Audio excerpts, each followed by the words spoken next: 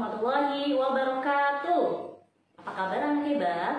Ya, alhamdulillah ya, kita hari ini masih diberikan kesehatan sehingga kita masih diberikan kesempatan untuk belajar dari rumah. Ya, sebelum belajar kita baca basmalah dan doa bersama. Ya. Selesai. Nah, hari ini kita akan belajar tentang tematik 6A, selamatkan makhluk hidup, subtema 2, mutu IPA. Hari ini kita akan belajar tentang perkembangbiakan hewan. Apa sih itu perkembangbiakan hewan? Ya, perkembangbiakan adalah kemampuan makhluk hidup untuk menghasilkan individu baru. Tujuannya untuk apa? Tujuannya untuk mempertahankan dan melestarikan jenisnya agar tidak punah. Nah, perkembangan hewan ini dibagi menjadi dua. Ada generatif dan vegetatif. Generatif ini dibagi menjadi tiga. Ada ovipar, vivipar, dan ovovivipar. Dan vegetatif ini dibagi menjadi 4. Ada pembentukan tunas, fragmentasi, membelah diri, dan partenogenesis. Sekarang kita bahas satu-satu ya. Sekarang kita akan bahas tentang perkembangbiakan generatif. Apa itu perkembangbiakan generatif? Perkembangbiakan generatif adalah perkembangbiakan dengan cara kawin. Ini melibatkan hewan jantan dan hewan betina. Nah, perkembangbiakan generatif dibagi menjadi 3. Ada ovipar, vivipar, dan ovovivipar. Kita bahas satu-satu ya. Apa itu ovipar? Ovipar adalah perkembangbiakan hewan dengan cara bertelur. Ya, ciri-cirinya apa saja sih hewan yang berkembangbiakan dengan cara bertelur? Yang pertama, tidak memiliki daun telinga, tidak ada daun telinganya. Yang kedua, tidak memiliki kelenjar susu. Yang ketiga, dan tidak menyusui anaknya. Contohnya apa saja ya dalam sekitar kita yang berkembang biak dengan cara bertelur? Banyak sekali. Di antaranya ada ikan, ada ayam, ada nyamuk, ada burung, dan ada cacing yang terakhir. Ya, selanjutnya perkembangbiakan secara vivipar. Apa itu? Ya, vivipar adalah perkembangbiakan hewan dengan cara melahirkan atau beranak. Ya, ciri-cirinya ada memiliki daun telinga, memiliki kelenjar susu, dan menyusui anaknya. Contohnya apa saja ya? Ada kelelawar, orangutan, kelinci, sapi, dan kucing. Perhatikan kucing dan anaknya. Anak kucing sedang menyusu dengan induknya. Ini yang disebut, ini salah satu ciri dari hewan yang melahirkan. Selanjutnya ada ovovivipar. Apa itu ya ovovivipar? Ovovivipar adalah perkembangbiakan hewan dengan cara bertelur dan melahirkan. Dua-duanya dialami. Nah, ovovivipar ini juga memiliki ciri-ciri khusus. Yang pertama, embrio berkembang dan tumbuh di dalam telur. Setelah telurnya itu berada di perut induknya. Nah, setelah cukup umur, dia akan menetas di perut induknya dan kemudian keluar menjadi individu baru. Lanjut, ya ini ada contoh hewan ovovivipar. Ada apa saja sih? Ada kadal, ada ular boa, ada hiu, ada platypus. Nah, lanjut kita akan ke perkembangbiakan vegetatif. Apa itu perkembangbiakan vegetatif? Perkembangbiakan vegetatif hanya melibatkan satu individu.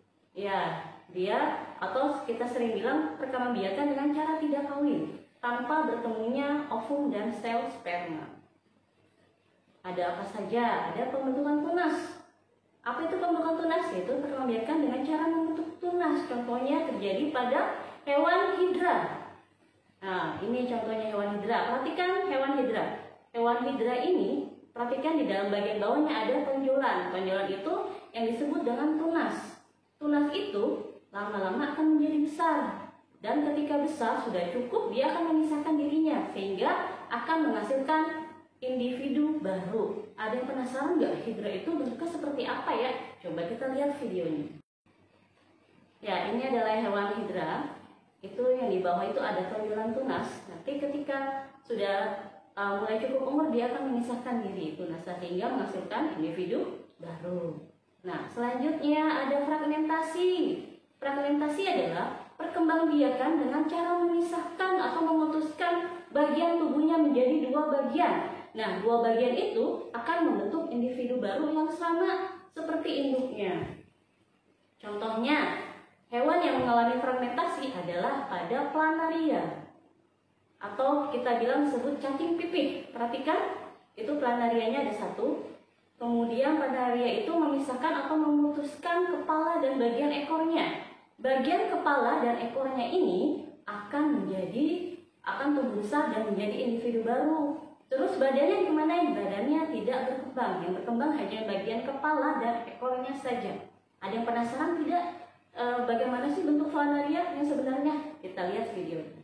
Ya, ini adalah contoh cacing pipih atau planaria. Biasanya cacing planaria ini hidup di air laut.